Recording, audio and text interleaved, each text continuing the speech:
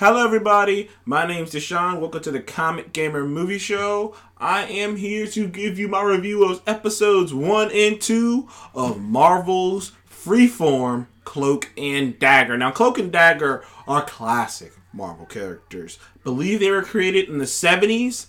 They were created, I believe, in the 70s. I cannot remember the guy, but I do remember the story of the creation of them. Like, I believe the creator was somewhere in, I'd say, New Orleans or something along those lines. And he was just down there pretty much thinking. You hear stories about guys who create, writers and whatnot going to, like, log cabins and things like that. Kind of the same thing. He was just going to think, and it hit him. And, Cloak and Dagger are interesting characters in many ways. First of all, they're a mixed couple. It's a white girl and a black guy being together. Which, I know if you've seen Jessica Jones and Luke Cage, you might be like, oh, well, that's happened. And if you've seen other things, it's 2018. It's not that big of a deal. In the 70s, Cloak and Dagger were very controversial. There hadn't really been a lot of... comic books really hadn't done that in the 70s. There wasn't any crossing that. We had black superheroes and other racial superheroes, but we didn't really cross the screens like that. You had Robin and Starfire, I think, were sort of a thing, but Starfire is an alien. It's not really a thing. This is the first time that legitimately a white girl woman and a black man were a couple, and it was a mind-blowing thing back in that day, man. It was like a epitome thing back in the day. But Cloak and Dagger, believe it or not, are a metaphor. Both of them are a metaphor because when they were created, which is what they were created for, Marvel is which is why Marvel's amazing. Marvel has sort of been the original social conscience company. They were the original social the social aware company, because Cloak and Dagger were created to reflect the times of drugs. Drugs were being rampant. Drugs were being used all over you had Reagan and whatnot talking about drugs. And Cloak and Dagger were used to show the dangers of drugs. Because Cloak and Dagger in the comics got their abilities because basically they ran into this mad dude who was doping people with drugs. And it was killing people, but it didn't kill them for some reason. In fact, it gave them abilities. But if the Cloak and Dagger, the whole thing about Cloak and Dagger was supposed to be kind of about what drugs are bad. Drugs are bad. And Cloak and Dagger's MO for a long time in the comics were they were going after drug dealers. They were going after, they were going after drug dealers and whatnot. They were reforming drug addicts. They were helping drug addicts. They were killing drug dealers. They were killing people bringing in drugs. That was their thing for a long time until, not too long ago when they kind of changed them up to be just more regular old heroes. Eventually, they even joined the X-Men. So yeah, Cloak and Dagger have had some changes over time. Now, the TV show does it a bit different. It still catches the essence of the Cloak and Dagger from the comics, but it does it with a different spin on it. Now, Cloak and Dagger, they are star-crossed lovers. They are probably one of the most unique couples in comics because they're the only couple I can think of that fundamentally need each other. That quite literally, without each other, they can't function the right way. Actually, Cloak could damn near die. I mean, not Cloak, Dagger could die without Cloak. So, and Cloak could become one of the most evil beings on the planet without Dagger. So, fundamentally, they literally need each other. It's this symbiotic, I've heard it used before, symbiotic relationship. There it is. It's a symbiotic relationship. They quite literally need each other to live. And it's and they always play it up in the comics with where Cloak will want to leave, and then Dagger will be or they might not like each other at this moment. They really don't want to be together, but they have to be together. Or it's crazy. They always play it up in the comics, and it's unique. So, with that little explainer about Cloak and Dagger out the way, let's get into the show. It's a really good show. If you were in, it's Runaways. It's Hulu's Runaways, but a bit more darker. It's a darker version of Runaways. This is how I can explain it. It's a darker version of Runaways. It's very honest, and I like Marvel TV so far, outside of maybe Agents of Shield, which is a little bit more light on the light side, but even Agents of Shield got darker. Marvel TV is just brutally honest. Like it's honest. It really is, especially like some of these other shows. Like this show particularly, it's really honest. Like it shows like sometimes life just doesn't work out, man. Life changes people in different ways, and the show really hits on that. First of all, okay, let's talk about the first episode. It starts off with both Tandy and Tyrone, who are both the main protagonists. Tyrone's Cloak, Tandy is Dagger. Starting off at the beginning when they were children, and they both and it's like this interesting contrast. Tyrone's growing up in the projects. He's got an older brother. You don't see his parents, and Tandy's got like growing up in this nice, like with both his mom and his father, she's at ballet. It's obvious that her family have a lot of money, which is comic book accurate. That is what in the comic books. Tyrone, like Tandy, is super rich, and Tyrone grew up in the projects. But it's a twist to it. A tragedy happens to both Tyrone and Tandy. Tyrone's brother gets killed. Granted, it was by a white cop, and some people are going to be like, oh, beating us over the head with it. But it was an accident. Granted, he did cover it up, so it turns out he was kind of an asshole. But when he shot the kid, it was an accident. And Tandy's father, distracted by an explosion off in the distance, and apparently the guy in front of him was distracted too. Bam! It crashed to the river. Tandy's father, crashes to the river. And Tyrone jumps into the water. Same water. It's the same little area, but they like are separate. They're in like separate locations. And all of a sudden, they're both in the water at the same time, and an explosion happens under the water. You see this tidal wave, and you see Tandy and Tyrone both get hit while they're under the water, and like all of a sudden teleport out of the water to safety, like somehow. But it looked like Tyrone was reaching out to grab his brother, because his brother's shot. He's looking at his dead brother's floating body in the river. He's trying to reach out and grab his brother, but somehow he grabs Tandy instead. And because he teleports and grabs Tandy instead somehow. But so like it's like their fates are intertwined by this destiny, and that's what it's supposed to be. Like Cloak and Dagger are very biblical in this destiny kind of thing. Like when you see them, like the metaphor of the light and the dark, and and like needless to say, that's how it starts. It goes like it doesn't say the number of years later it goes into the future. Goes into current time, but I'm gonna just go out there and say it goes about. Tyrone looks like he's about 17. Tandy looks like she's about 17, and I'd say it goes about 14 years into the future, because she looks about 17 and he looks about 17, and at that time they looked about 10. Maybe they looked about 9. So maybe not 14, like a couple, like 8 years later. I'll just shorten it to 8 years later. And Tandy, she's not rich. Like Tandy, life is different for her. Her mom blew every dime on suing Roxxon, because it turns out this is all Roxxon's fault. Comic book accurate. Roxxon does illegal shit, and one of them was creating Cloak and Dagger. So comic book accuracy right there.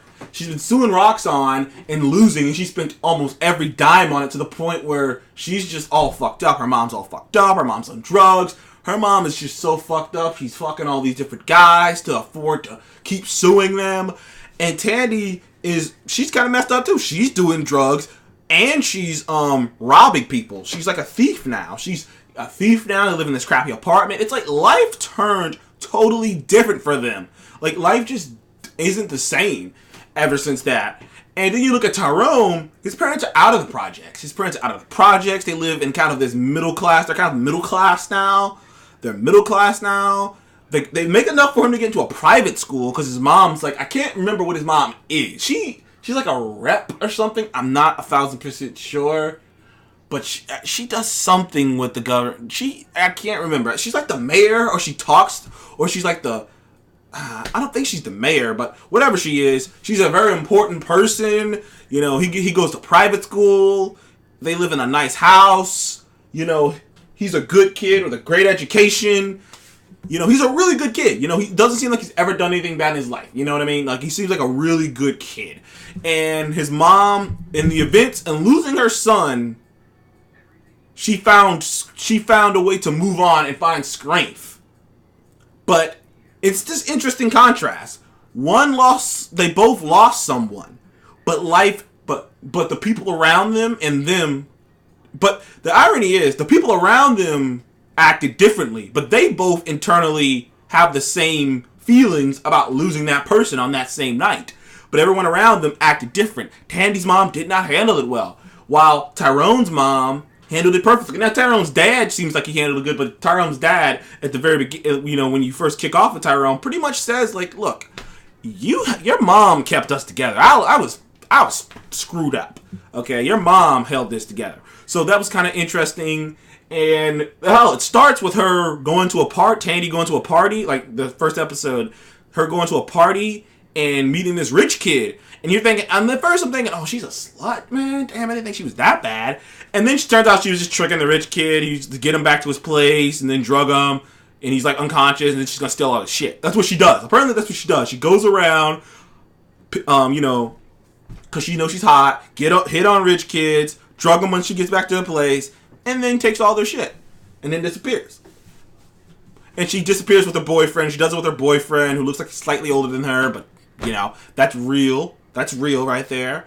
And you see, like, Tyrone, and like Tyrone, I like Tyrone though, because he kind of because like he give, like, I like him because I can relate to how he acts, like, I'm like the awkwardness, the anger that a young man would feel, because when you see Tyrone, he's playing basketball, and this guy just keeps pushing him and pushing him and pushing him, and he just snaps and punches him. He's got all this anger built up inside because he sort of blames himself for his brother getting shot, which it is sort of his fault, but I'll explain that on a later date.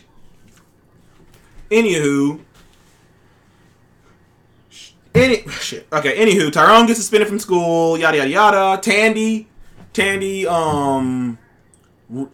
is like real desperate to like stash some money because she's just trying to get as far away from her mom as possible. So she's been like stockpiling this money in a secret place in her house and stockpiling all this stuff so that she could just move away from it all.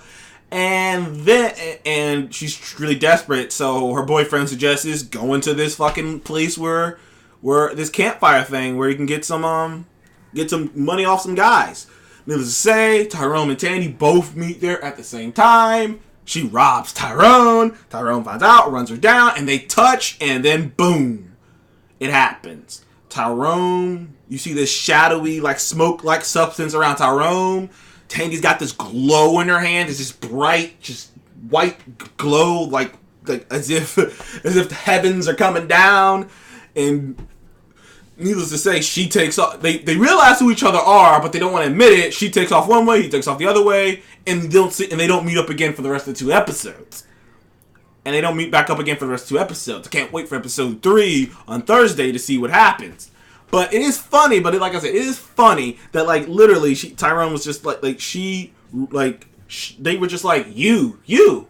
Like, they remembered it for a brief second. Then it cuts to Tyrone, like, going back home, and then it cuts to fucking, Tandy, like, banging her boyfriend in a car, which I would have been like, whoa, but it made sense because she was all freaking out, and she's just like, she seems like the kind of girl who does a lot of things, like, it's the textbook thing of this girl who's dealing with a shit ton of stuff, so she wants anything she can do, anything she can use to distract herself from all the shit she's dealing with, to distract her mind for a second, she's gonna do. And she's trying to distract herself from the shit that just happened, so I'm about to fuck my boyfriend. Because she was not there.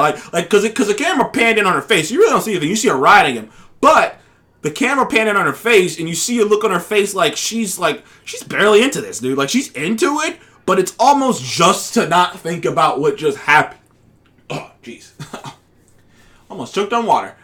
But it's almost just to think about what just not think about what just happened. So it's kind of interesting, you know. The hell? Whatever. So it's kind of interesting. And then it cuts to Tyrone, who Tyrone's seeing this R, and he's kind of weird, like, okay. And then he gets into his blankets, wakes up on top of a building.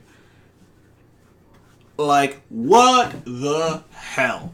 So, like, Tyrone teleports. So he's teleporting. He doesn't know why he's teleporting. He doesn't know how he teleported. I don't even know how he teleported. He just keeps, and he does it one other time. He doesn't know why he teleported or how he teleported. But for some reason, he teleported right off on top of the roof, right across from where the guy who shot his, the cop who shot his brother lived. And he saw him.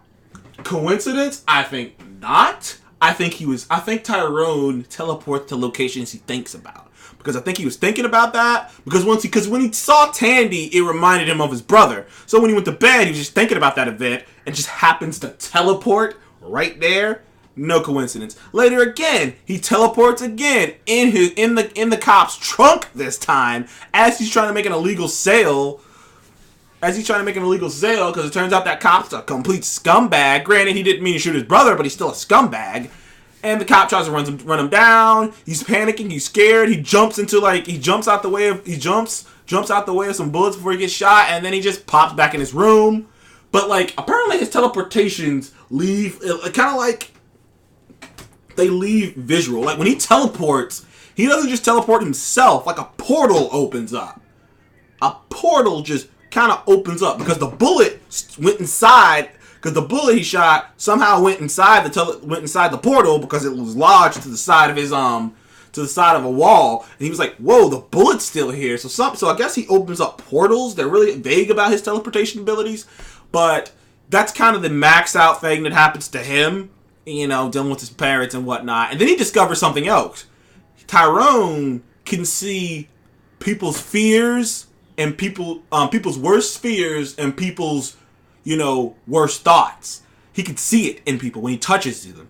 When he touches them, he can see people's worst fears. But Tandy, when she touches people, she can see people's best memories, best dreams, best desires. She can see what people desire, what people want. She touched her mom and saw her mom desiring to have have the family that she lost, have her as a little girl she saw herself as a little girl going to ballet with her father and her mother there, and like that's what she saw. And it seems like it affects people differently too. Someone brought this up, and I was like, and I watched it again. I'm like, I agree, because when Tyrone touched his mom and she thought and like he saw that darkness, she felt weak and tired and like she had to lay down. And when Tandy touched her mom and kind of saw all that good stuff, her mom was kind of pepped up and kind of just like, "Whoa, huh? You okay? Are you alright?" Like all of a sudden she wasn't the same person. Like, so it's like different things happen, because I know for a fact that Tandy, Dagger, she has the ability to cure addictions. Well, really to help aid anyone, with their light. She can cure addictions, she can heal wounds, she can do a lot of things with that light. So I'm hoping they're gonna build upon that. She also touched her boyfriend, and he saw that he was like, it was pretty sad, because he was like really just like, he really legitimately cared about her and loved her. He like it's not one of those situations. And the sad thing is, both Cloak and Dagger both have a person in their life who legitimately cares about them, which is really sad because it's not gonna work out for either one of them. Because Cloak and Dagger have to be together. It's just a thing. It has to be. They have to keep that thing in there. So whoever they're with, because there's a girl that Tyrone is kind of interested in, who's interested in him, who's a really good girl, who's a really good friend. But it's not gonna go well. And also with Cloak's Dagger's boyfriend, who she touched, and he wanted to marry her. He wanted to spend the rest of his life with her. He's a good guy. He's a loyal guy. And it's like, literally, Tandy had to run away and literally just be like, I don't know what to do. Like, this guy loves me with everything he's got, and he's a good guy, but, like, and it was just weird. It was like I don't know if she thought if she wasn't ready for that, or I don't know women. Okay, so I can't really judge this whole scene completely as great as maybe a woman could, but I'm like, I didn't really get it. I was like, I don't know. I was confused. I was like, does she think she's too good? Does she think she's not good enough? Does she just not want to be with him like that? Because I'm confused. But anywho, she kind of has a meltdown about that in the bathroom because they end up going to this because turns out, bingo, the freaking guy who she stole stuff from at the beginning, she was stupid enough. She stole tickets from him too for like a play. She was stupid enough to go to that play. In the back of my mind, when she stole those tickets, I thought to myself, if she goes there, they're probably going to just camp out and wait for her to show up. Needless to say, that's exactly what they did. Guy shows up. She's in a nice white dress. She wears a lot of whites, obviously, to kind of pay homage to the white that she wears in the comics. All of a sudden, the guys show up at the outside of the play, take her, push her into a dark alley.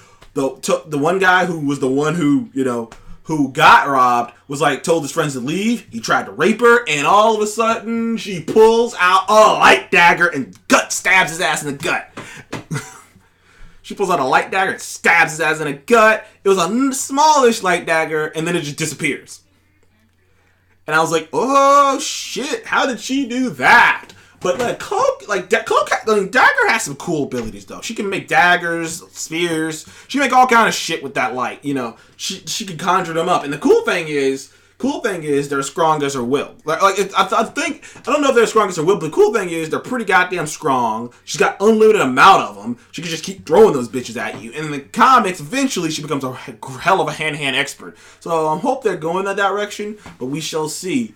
And with like I said, and that's really the gist of it. Next thing, because for the second half of the second episode, it's really about Tandy trying to get enough money to get the hell up out of there before the cops, find her and get it back to her. But in the process, she kind of screws over that dude, her boyfriend, by saying basically there is no we. When he's like, I got your back, I got you to the end, I got your back, I'll do whatever. And her boyfriend gave up all the money that he had to help her get out and help her get a new life. And just for her to say that there is no we, and then he got caught by the cops because they're looking for her, and then she looks like she hung up, so it looks like she's not even going to try to save him. It's pretty fucked up.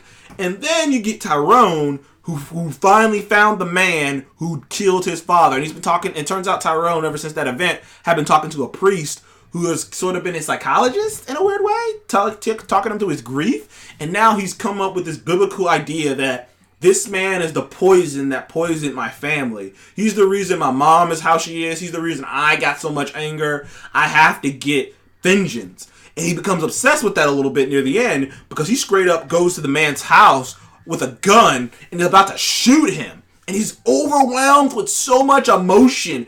And for some reason, which I think they're saying that their powers are not connected, and for some reason he teleports right in front of Dandy's car as he's pulling the trigger, and one of his bullets goes right through the window, misses her, she crashes, and that's how you end episode 2. Talk about suspenseful. They don't come back together until that, and I gotta wonder how it's gonna go. So far, episodes 1 and 2, I give both a 9. I am loving the show so far. Like I said, it's Runaways, but slightly darker.